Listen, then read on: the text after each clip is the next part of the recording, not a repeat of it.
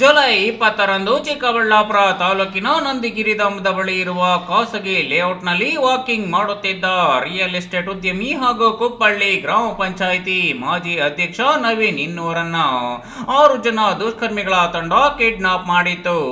Kidnap ಮಾಡಿ ನಂತರ ನವೀನ್ರ ಹಣೆ ಹಾಗೂ ಮರ್ಮಾಂಗಕ್ಕೆ ಗನ್ನು ಇಟ್ಟು ಆತನಿಂದ 60 ಲಕ್ಷ ರೂಪಾಯಿ ವಸೂಲಿ ಮಾಡಿ ವಾಪಸ್ ಬಿಟ್ಟು ಕಳಿಸಿದ್ರು. ಇದೇ ಪ್ರಕರಣ ಜಾಡು ಹಿಡಿದ ಚಿಕ್ಕಬಳ್ಳಾಪುರ ಎಸ್ಪಿ ಕುಶಾಲ್ ಚೌಕ್ಸಿ ನೇತೃತ್ವದ 5 ಪೊಲೀಸ್ ಇನ್ಸ್ಪೆಕ್ಟರ್ಗಳ ತಂಡ ತನಿಖೆಗೆ ಇಳಿದಿತ್ತು. ತಾಂತ್ರಿಕ ಹಾಗೂ ಮೊಬೈಲ್ ತಂತ್ರಜ್ಞಾನದ ಆಧಾರದ ಮೇಲೆ 7 ಜನ ನಟೋರಿಯಸ್ ಕಿಡ್ನಾಪರ್ಸ್ ಗಳನ್ನ ಬಂಧಿಸಿ ಅವರಿಂದ 41 ಲಕ್ಷ ನಗದು, ಚಿನ್ನಾಭರಣ ಸೇರಿದಂತೆ 3 ಕಾರುಗಳು ಹಾಗೂ ಎಲೆಕ್ಟ್ರಾನಿಕ್ ಉಪಕರಣಗಳನ್ನ ಜಪ್ತಿ ಮಾಡಿದ್ದಾರೆ. ಇನ್ನು ಬಂಧಿತ ಆರೋಪಿಗಳಲ್ಲಿ ಲೋಹಿತ್ ಕುಮಾರ್ ಅಲಿಯಾಸ್ ರೆಬೆಲ್ ಹಾಗೂ ಪ್ರವೀಣ್ ಅಲಿಯಾಸ್ ನೇಪಾಳಿ ಇಬ್ಬರು ಬೆಂಗಳೂರಿನವರಾಗಿದ್ದು ಮಾಜಿ ಸಚಿವ ವರ್ತೂರು ಪ್ರಕಾಶ್ ರನ್ನ ಕಿಡ್ನಾಪ್ ಮಾಡಿ ವಸೂಲಿ ಮಾಡಿದ್ದ ಪ್ರಕರಣದಲ್ಲಿ ಭಾಗಿಯಾಗಿದ್ರು. ಇವರಿಬ್ಬರು ಪ್ರತ್ಯೇಕ ತಂಡ ಕಟ್ಟಿಕೊಂಡು ಬೆಂಗಳೂರು, ಕೋಲಾರ, ಚಿಕ್ಕಬಳ್ಳಾಪುರ, ದಾವಣಗೆರೆ, ಹಾಸನ ಸೇರಿದಂತೆ ರಾಜ್ಯದ ವಿವಿಧೆಡೆ ಕಿಡ್ನಾಪ್ ಅಂಡ್ ರಾಬರಿ ಮಾಡುತ್ತಿದ್ರು ಎನ್ನುವುದು ಬಯಲಾಗಿದೆ.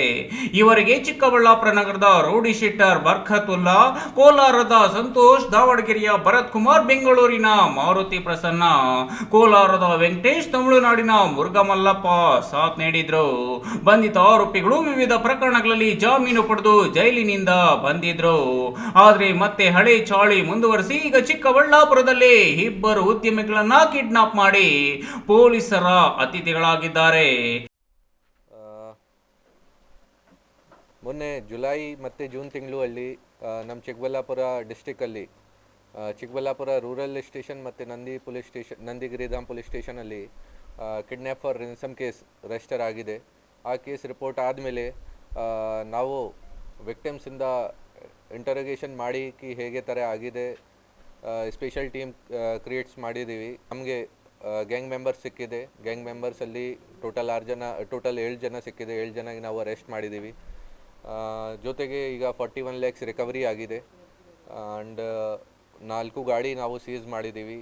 ಸುಮಾರು ಮೊಬೈಲ್ಸ್ ಮತ್ತು ಎಲೆಕ್ಟ್ರಾನಿಕ್ ಗ್ಯಾಜೆಟ್ಸ್ ಕೂಡ ಸಿಕ್ಕಿದೆ. ಬಾಕಿ ಎಲ್ಲ ನಾವು ಇನ್ವೆಸ್ಟಿಗೇಷನ್ ಸ್ಟಾರ್ಟ್ ಮಾಡಿದ್ದೀವಿ. ಎಲ್ಲ ಎವಿಡೆನ್ಸಸ್ ವಗैरह ಕಲೆಕ್ಟ್ ಮಾಡ್ತಾ ಇದ್ದೀವಿ.